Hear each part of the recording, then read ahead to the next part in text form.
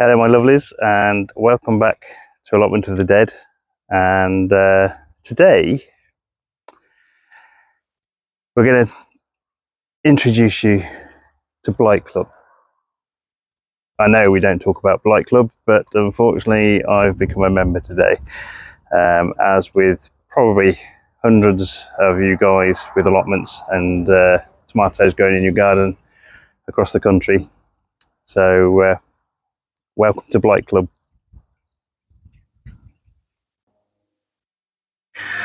Okay, you can see the stems of the tomato plant in front of you. I've made that mistake this year of planting everything too close together, and we have ended up with this horrible infection that's got into the tomatoes here. So you can see the brown stems here, and also a lot of the fruit are appearing like this. So this horrible brown, kind of horrible brown stain all over them. So drastic measures. We're going to have to probably clear this polytunnel of everything that's affected, which looks like it's probably the majority of the plants in here. So again, when you're growing tomatoes, you need to plant them a little bit further apart than I have here, and allow a bit of air to circulate around them. That will reduce the chances of you getting this blight, and also the moisture in here. It's been quite a lot because of the tromboncino I grew in this year, because that's actually shaded out a lot of the sunlight as well, which hasn't helped. So what we'll do is we'll clear these in here, and we'll show you what's left afterwards. There might not be a lot.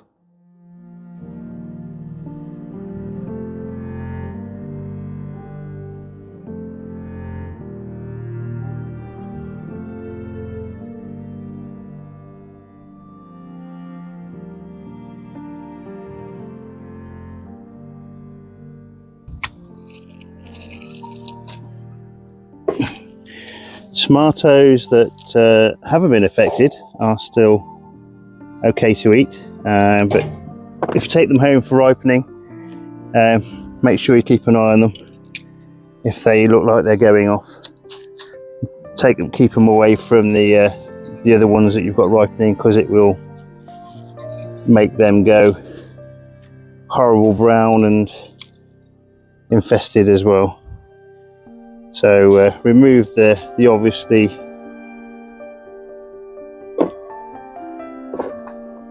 damaged ones.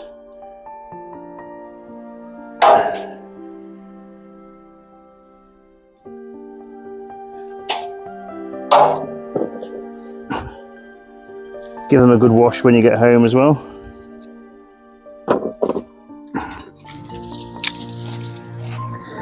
You notice I'm putting everything into this bin.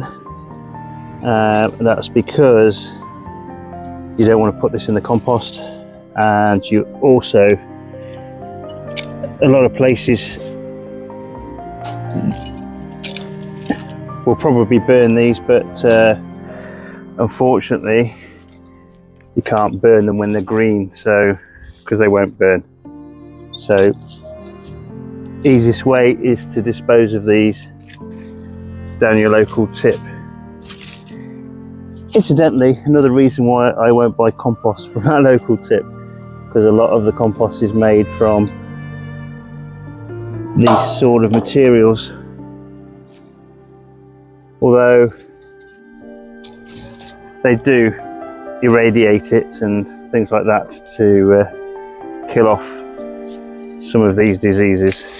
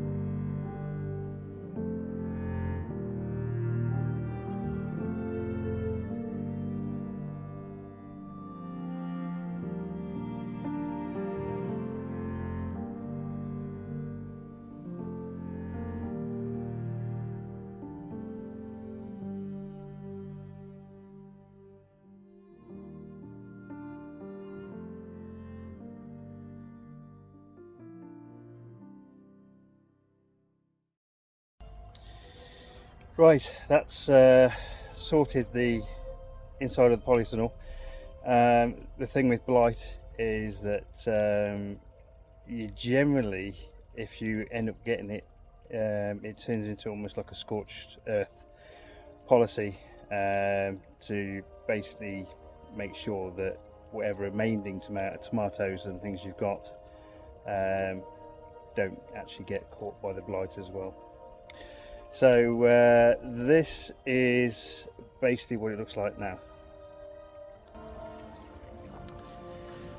Okay, so if you can imagine, all of my tomatoes that were here have been removed, and they all go to landfill, and it's left me with 2 trays of green tomatoes. So you can make fried green tomatoes with them, green tomato chutney, or they will ripen off the vine. Leave them somewhere relatively close to each other with some ripe ones, and they will go nice and red. So I've done pretty much everything wrong this year, which enabled blight to get in, which is really why my tomatoes this year haven't been great. What I didn't want to happen was the blight to actually spread to the peppers I've got on the end there. They're all from the Solanum family.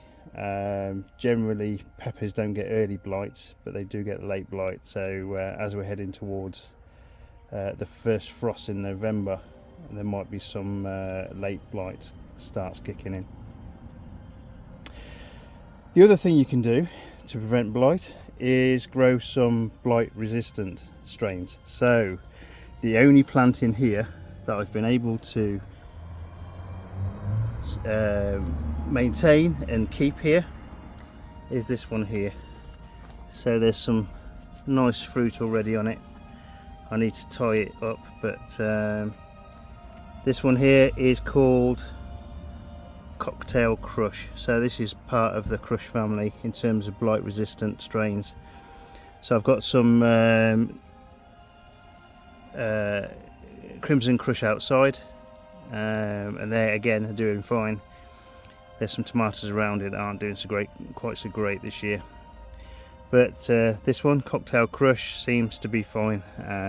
So I will leave this one to carry on doing what it needs to do, and hopefully we'll be able to get some nice ripe tomatoes off this plant. So the good thing about doing this to the polytunnel right now is that it's given me a chance to get a bit more air in here. I've still got quite a few cucumbers and things in here, and the cucumbers have done really well for me this year, and I've got some nice Sikkim cucumbers coming in now as well. So let me just show you those, because I wasn't able to show you these when I gave you the tour of the cucumbers in one of the other videos. So let me just switch you around again. Okay, so if you can see here, we're still getting plenty of large cucumbers, and again, they're growing really well. Variety of different sorts, and again, they've been really good this year. The big yellow one I've left there just to see how heavy it can get, but I don't think that one's probably edible now because it's gone that horrible yellow colour. So Sikkim cucumbers are this brown one here. So it's an old style cucumber. They get quite a tough outer skin, but they're really good for making Indian pickles and things like that. So there's a few in here now, and they're all going to this nice ripe brown colour. So yeah, bit of an unusual cucumber, but still quite a bit of taste to it. And I've got 2 remaining tromboncinos in here, and again, cutting some of these leaves back have enabled a bit of light to get into on these as well. So hopefully they might put some more flowers out and I'll be able to get a few more tromboncinos from in here. You can see the plant for this. Let me just so the plant is literally where that tromboncino is there, so that's where the original plant is, and inside this polytunnel it's grown all the way along the top here through the undergrowth here and to the end here.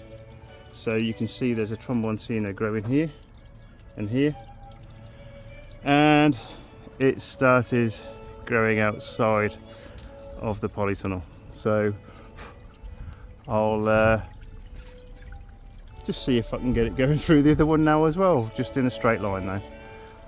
So again, the cucumbers for me this year have been absolutely fantastic. Hopefully the peppers will catch up a bit, and I'll have some decent chilies and things as well, and some nice okra in this corner. But anyway,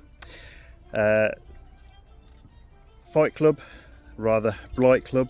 Again, people don't like talking about it, and the reason being is because it usually means they're going to lose most of their tomato plants all in one go, and you've kind of your yield then on your tomatoes is pretty much what you can actually get off the plant at that point. So welcome to Blight Club, and goodbye.